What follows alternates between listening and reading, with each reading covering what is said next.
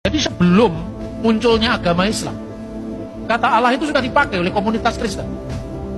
Nah, mau cari buktinya? Ya, pada waktu terjadinya konsili Efesus tahun 431, seorang pemimpin gereja di wilayah Elusa dekatnya Yordan, namanya Abdullah. Abdullah itu artinya apa? Hamba Allah. Itu nama uskup Kristen waktu itu, abad ke-5 tahun 431.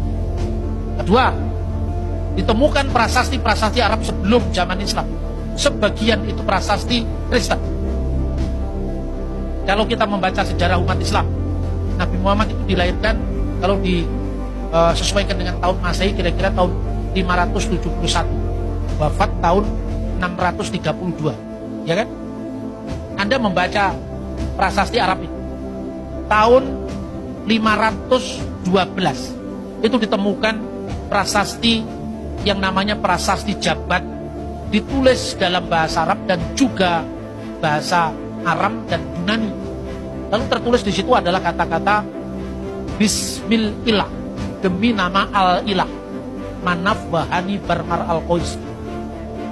Ya, itu prasasti Jabat. Lalu prasasti Umul Jimal kedua ditemukan di Yordan, itu pertengahan abad ke-6, di mana ada kata Allahu Ghafara li Ulai, Allah mengasihi keluarga Ulai, katib Ubaidah, penulis dari Ubaidah, sekretaris dari Ubaidah.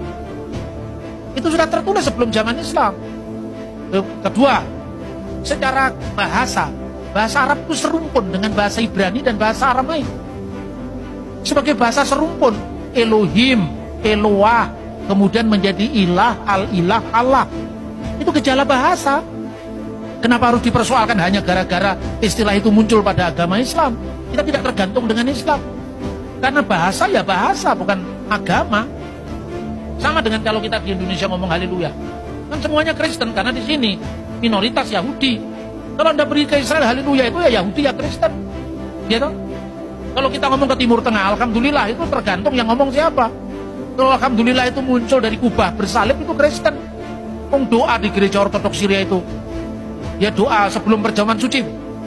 Alhamdulillahi ala khairatihi, alhamdulillahi ala barokatihi, alhamdulillahi ala afdalihi. Segala puji bagi Allah karena kebaikannya, segala puji bagi Allah karena berkatnya. Itu pada saat mau perjamuan suci Tanawal. Dan gereja Syria itu sudah muncul di abad pertama Masehi, waktu pencurahan Roh Kudus tahun 33. Makanya kalau Anda baca di Alkitab Kisah Para Rasul, coba cari orang Melayu kan nggak ada, orang Jawa, orang Batak kan nggak ada. Tapi Anda lihat pendatang dari Roma dan Arab. Arab sudah ada di situ. Jadi Arab itu jangan diidentikan dengan agama tertentu. Itu loh. Jadi bukan karena aja di bahasa Indonesia, itu bahasa Arab juga ada. Kalau Anda pergi ke Mesir, ya, misalnya membaca Alkitab, fil badil kanal kalimat wal kalimatu kana indallah wa kana kalimatullah hadza kana fil badi indallah kullu shay'in bihi kana wa bi ghairihi lam yakun shay'un mimma kan almasdulillahi ta iman. Ini Yohanes 1:1-3.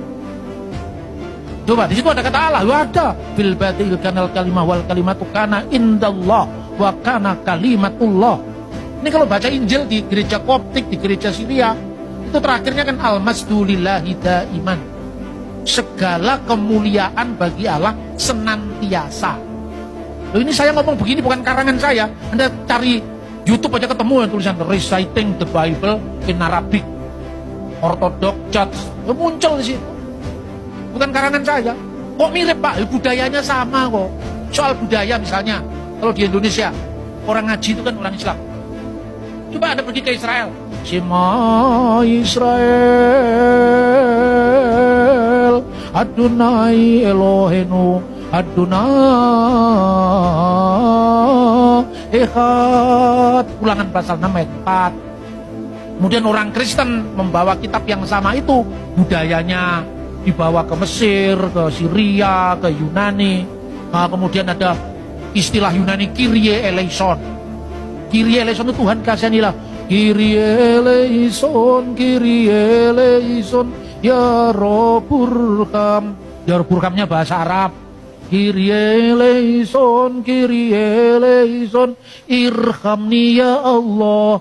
Ini gereja, irhamni ya Allah, itu gereja. Di Indonesia, karena yang bahasa Arab hanya orang Islam. Orang Islam yang bahasa Arab pun tidak berbicara dalam bahasa Arab. Akibatnya bahasa Arab khusus jadi bahasa agama gitu loh. Kalau di Timur Tengah kan enggak. Anda ketemu di airport, ketemu di mana, di gereja. Yang ngomong, bagaimana kabarmu, kaifalak? Alhamdulillah, kulu tamam. Ya gitu orang Arab. Ya, kapan kita ketemu ya? Insya Allah bukra katanya, insya Allah besok. Jam berapa? Gitu. Di Israel sekarang, Quran itu kan diterjemahkan dalam bahasa Ibrani. Karena ada komunitas Muslim di Israel. Jadi kata Allah itu tidak bisa identik dengan agama tertentu. Ya kata-kata misalnya dalam prasasti Umul Jimal itu, Allahu ghafarali ulai, katib ubaidah. Allah mengasihi keluarga ulai, lalu ada tanda salibnya di prasasti Jabat. Bismillah manaf wahani mar al-Qais, manaf dan hani, anaknya mar al-Qais. Perhatikan anak di sini masih gunakan kata-kata bar, bukan bin. Artinya bahasa Arab yang dipakai di prasasti ini masih terpengaruh bahasa Aramaik. Nama-namanya masih nama-nama Yunani, sekalipun ada nama Arab manaf, hani nama Arab. Tapi mar al-Qais nama Arab, tapi Sergius nama Yunani. Jadi semua itu jangan hanya melihat sejarah Indonesia dari Alkitab Indonesia, pergi ke Libanon sana. Pergi ke Yordan, pergi ke Syria. Di sana kan Kristennya juga berbahasa Arab dan tidak pernah ada orang Arab Islam melarang orang Kristen karena mereka tahu mereka sejarahnya setelah Kristen.